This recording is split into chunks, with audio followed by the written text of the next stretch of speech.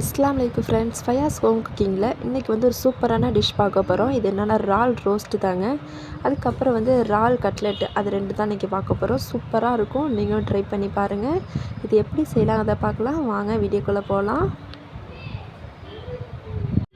First நான் 1/2 kilo இறால் வாங்கிட்டேன். இறாலை வாங்கிட்டு நல்லா வாஷ் பண்ணிவிட்டு அதை வந்து நான் வேக வச்சுட்டு தண்ணியெல்லாம் வடித்ததுக்கப்புறம் அதை வந்து நான் மிக்சியில் வந்து கொஞ்சம் லைட்டாக அரைச்சிட்டு நான் வச்சுட்டேன். அதுக்கு கூட கொஞ்சம் வெங்காயம், பச்சை மிளகா, மல்லி, புதினா எல்லாத்தையும் நான் பொடிசாக கட் பண்ணி அதையும் நான் ஆட் பண்ணிக்கிட்டேன் அந்த இறால் கூட.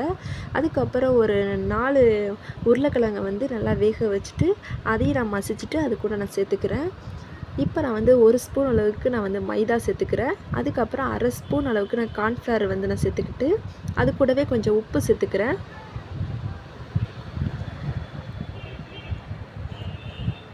உப்பு சேர்த்துட்டு கொஞ்சம் மஞ்சள் தூள், ஒரு 1/2 ஸ்பூன் அளவுக்கு நான் மஞ்சள் தூள் சேர்த்துக்கிறேன். காரத்துக்காக தனி மிளகாய் தூள் கொஞ்சம் சேர்த்துக்கிறேன். இது கூடவே நான் பெருஞ்சீரகம் 1 ஸ்பூன் சேர்த்துக்கிறேன். அதுக்கப்புறம் இஞ்சி பூண்டு பேஸ்ட்டு வந்து 1/2 ஸ்பூன் சேர்த்துக்கிறேன். அப்புறம் ஒரு 1/4 டீஸ்பூன் அளவுக்கு நான் வந்து கரம் மசாலா சேர்த்துக்கிறேன்.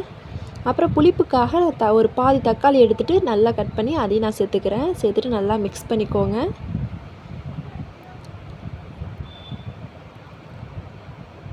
நல்லா மிக்ஸ் பண்ணிவிட்டு நான் இந்த ஷேப்பில் வந்து நான் ரவுண்ட் பண்ணி வச்சுருக்கேன்.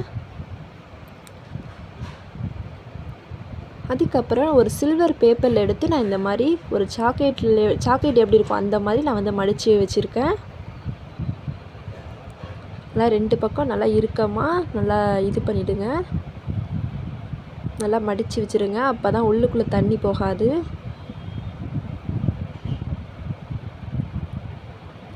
இப்போ ஒரு பாத்திரத்தில் நான் சுடு தண்ணியை வந்து நல்லா ஹீட் பண்ணிக்கிறேன். சூடான தண்ணியில் வந்து நான் மடித்து வச்சுருக்கோம் இல்லையா, அது எல்லாத்தையும் நம்ம வந்து சேர்த்துக்கலாம். இது ஒரு 10 நிமிஷத்துலேயே வெந்துடும். அவ்வளோதான், நமக்கு வெந்துருச்சு. இப்போ வந்து தனியாக ஒரு பிளேட்டில் மாற்றி வச்சுக்கலாம்.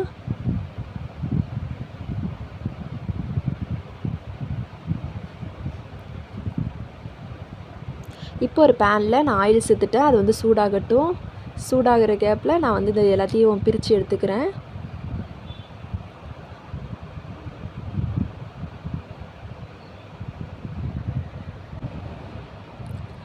இப்போ ஒரு பவுலில் ஒரு முட்டையை நல்லா அடித்து வச்சுருக்கேன். அதுக்கப்புறம் வந்து பிரெட் க்ரம்ஸ் வந்து தனியாக வச்சுருக்கேன். நம்ம வந்து முட்டையில் வந்து முக்கி எடுத்துகிட்டு அதுக்கப்புறம் பிரெட் க்ரம்ஸில் நினச்சிட்டு நம்ம எண்ணெயில் போட்டுடலாம்.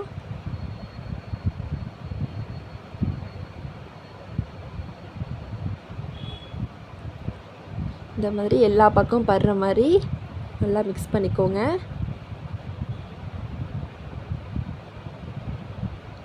அவ்வளோதான், எல்லாத்தையும் நினச்சாச்சு. அதுக்கப்புறம் ஒவ்வொன்றா எண்ணெயில் போட்டு பொரிச்சு எடுக்கலாம்.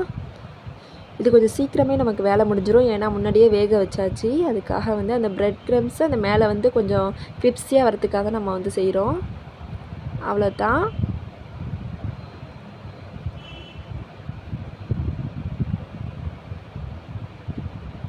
அதுக்கப்புறம் பிரெட் க்ரம்ஸ் இல்லாமல் சும்மா வடையாக தட்டி போட்டிருக்கோம். இதுவும் சூப்பராக இருந்தது.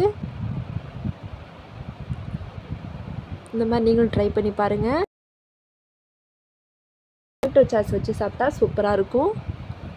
மயோனீஸ் வச்சு சாப்பிட்லாம். இது வந்து பெரியவங்கலேருந்து குழந்தைங்க வரையும் நல்லா விரும்பி சாப்பிடுவாங்க. நீங்களும் ட்ரை பண்ணி பாருங்கள்.